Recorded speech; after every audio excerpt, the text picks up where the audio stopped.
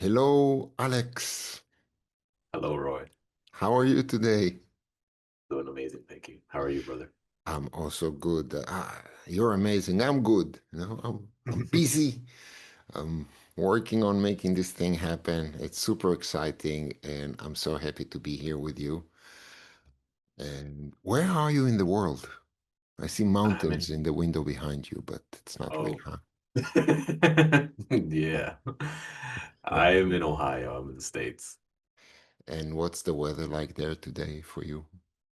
Ooh, let's see. Window's actually that way, and it is cloudy. It's cracking. The sun's starting to crack, so it's cold, a little bit cold and muggy. At the end of the day, it's a All good right. day. Okay. Well, they say that the sun eventually always come out. That's right. Yeah. So, Alex, I have a question for you. Sure. How did you come across hypnosis? Ooh.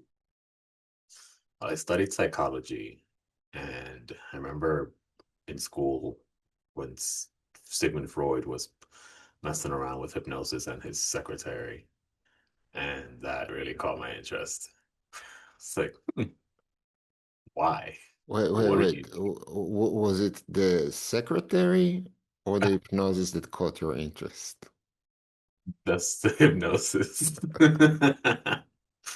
Yeah, like that methodology to gain a understanding of the human experience or to gain an understanding of our physiological experience. That was really interesting for me to know. And then yeah, that was my beginning spark. So, did you also go yourself through hypnotic therapeutic work as a subject as well, or It's just actually a great question because I actually did hire, not really, because I ended up not paying him because I didn't yes? get anything out of it. Okay. But this was years ago, and this was in college, and I'm like, this doesn't work. This doesn't work for me. I'm like, my hand is not going up. I don't know what you're doing. But yeah, I was interesting now that I'm having this conversation. I haven't reflected on that in years. So from the place that this is not working to the place that's like, I'm going to make it work for others, what is something in the world, the realm of hypnosis that you like? Oh God. I know there are So many. Yeah. yeah. So, yeah, pick one. So let me give you one tiny piece of the puzzle that Okay. allowed me to understand it in a different lens. I was doing sales and I was failing miserably. I had the habit of going up and down in sales. What I would do well, and then all of a sudden some life event would happen, and then I would just be plummeting and then do well again. And it wasn't one time. I did a lot of meditations before this. I've done Joe Dispenza things, all these different modalities of mindset training. And it was just up and down continually. After I realized that there was something that's deeper that needed to be addressed. And on top of that, it was a specific conversation with a mentor of mine that there were some subconscious things that are in there. And I also saw some more videos of the gentleman, many celebrities that were using hypnosis to build their success and get out of their own way because really we're the only ones in our own way. And I mean, you know what? I'll give this a try. And the first sleep hypnosis, and I've done many sleep hypnosis, but this one really changed everything for me. When I had that first sleep hypnosis, my sales just went skyrocketing. And I had sales that actually never really did much of an effort because the affirmation in the sleep hypnosis was effortlessly. Wow. So the Can you viewpoint. share the link for that sleep hypnosis in your Yeah, presentation? Maybe share the link so everyone can I'm happy to, of effortlessly course. do sales. And really, even more so, I'm happy to give everyone the tool to do it for themselves, right? Because if it's on their own, well, that's debatable as well. Usually, when it's on your own voice, it's even more powerful, depending on the individual. However, yeah, absolutely. I'm happy to share anything to get to help expand the consciousness of where we're at. So while we're at it, and consciousness and controlling the voice, your own voice. So your presentation is called Your Thoughts. Your thoughts are in your command. In your words, not my assumptions.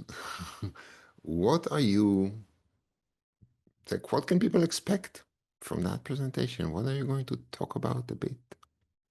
Yeah. So, Roy, have you ever like wondered, okay, all these roaming thoughts that are running around in my mind, and some of which are positive, negative, some of which is constructive, some of it destructive. How many of those are you aware of? Zero. I never had those like ever. Billions, maybe. Oh, but of course, monkey mind. Yes, that's there. Yeah, we all have a monkey mind. So what the audience can expect from my presentation is at least, if not at least one tool to be able to mitigate and play with that monkey mind to your Okay. advantage I like that. Medicate and play. Mhm. versus it playing you.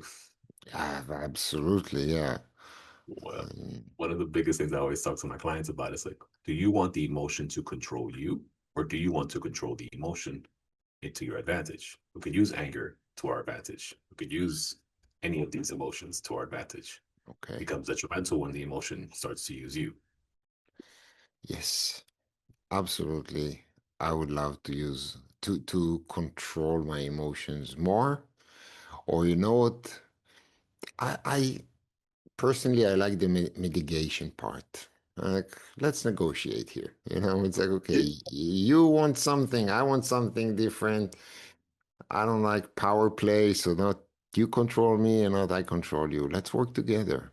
Let's figure out Yeah, how together we can both benefit because I mean I believe you tell me your belief about that, that no matter what emotion comes up, they always come from a place that wants to protect us, to correct. serve us in a way, right? So it's not just, even if it's like the most negative emotion in the world, it has a root in something that the system believes that this will be beneficial.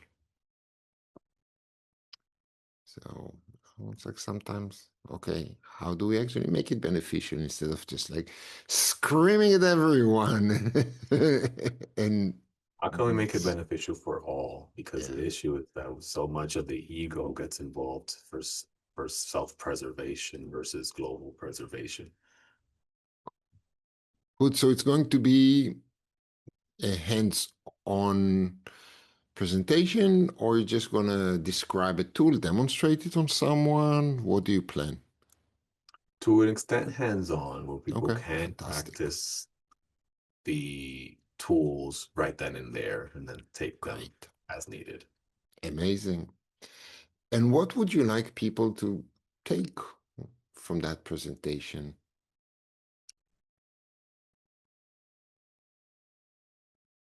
If nothing else, the tool to, like we said, have that conversation with self to be able to use that negotiation practice to gain that linear flow of momentum towards what they're always were meant to accomplish. I have another quick question. Is that tool mainly for self-use, or is that also a tool that we can use to guide others to do the same thing? Okay, great question. Yeah, man. Yeah, well, I I like to answer that question with if I can use the tool for myself, then you can use it as well. Of Yeah, course, I'm just thinking about it's like that as a therapist, a practitioner, whatever people are, it's not just a tool that we can apply on ourselves, but also, okay, If you have someone and you want to guide them to mitigate, control their emotions, to play with them, it's possible also to do that on someone else. Yes. Since you're going to do that on us, I'm guessing. Yes. Yeah, it's transferable. Yeah. Well, Alex, this sounds fantastic, and I can't wait. And I'm so happy that we have this nice mix of hands-on presentations and some very theoretical things. So it really is a good mix of absolutely amazing things. And it's in 5 weeks, and it's coming. It's I'm excited. coming. Yeah. I'm excited. So I'll be able to share like PDFs or anything like that on the Yes, of presentation. course. Yes. Cool. It will be great. So thank you so much for taking the time doing this interview with me. It's a pleasure. And I'll we'll all see you soon. Thank you so much. And I'll see you soon. Thank you for everything you're doing. Fantastic. You take care, brother.